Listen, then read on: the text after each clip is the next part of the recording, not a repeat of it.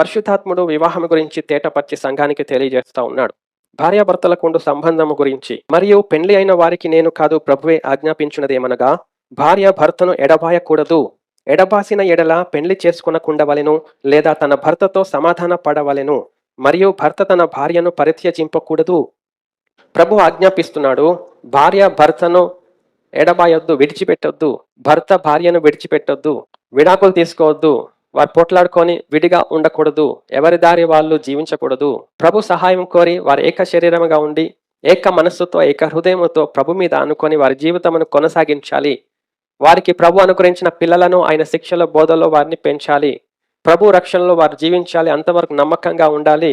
నిత్య జీవం చేరాలి. ఇది ప్రభు యొక్క ప్రణాళిక, ఆయన ఉద్దేశం. కానీ మన యొక్క ఉద్దేశాలు, మన ఆలోచనలు వేరేగా ఉంటాయి. కాబట్టి ప్రభు మాటకి, ఆయన ప్లాన్కి మనకి కుదరట్లేదు. మన ఉద్దేశాలన్నీ లోకంలో సంపాదించాలి, గొప్పగా ఎదగాలి, గొప్ప పేరు ప్రఖ్యాతలు పొందాలి, సమృద్ధి అయిన ఆస్తి మనం కూడబెట్టుకోవాలి. ఈ లోకంలో జీవించినంత సేపు చాలా సుఖంగా సుఖపడాలి, చాలా సంతోషంగా జీవించాలి.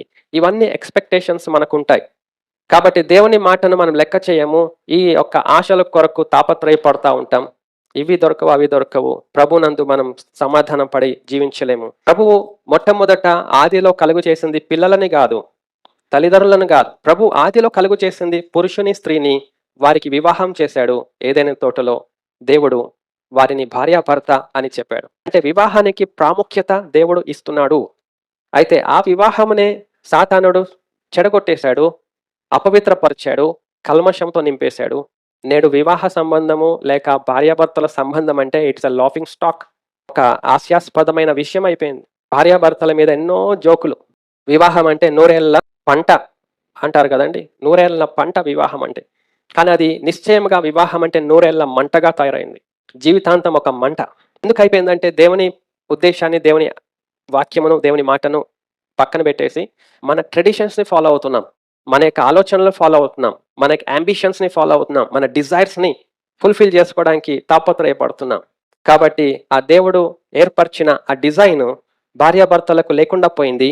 భార్యాభర్తలు ఒక హాస్యాస్పదంగా తయారయ్యారు. ఇప్పుడు ప్రభు వైపు మనం చేతులు చాపాలి. భర్త ప్రభు వైపు చేతులు చాపాలి, సహాయం కోరాలి. ప్రభువా, నీ వాక్యమును నేను లోబడి నీకు అప్పగించుకోవడానికి సహాయం చేయి. భార్య ప్రభు వైపు చేతులు చాపి సహాయం కోరాలి. ప్రభువా, నీ వాక్యానికి అప్పగించుకొని నీకు లోబడేటకు సహాయం చేయి ప్రభువా. అప్పుడు వారిద్దరూ కలిసి ప్రభు వాక్యానికి అప్పగించుకొని వారు ఏక తాత్పర్యముతో, ఏక హృదయముతో ప్రభునందు జీవించాలి. ఇది దేవుడు ఏర్పరిచిన పద్ధతి. ఇది అవ్వాలని ఆశించండి, ఆశ కలిగి ఉండండి. దేవునికి సాధ్యము, దేవుని సహాయం కోరండి.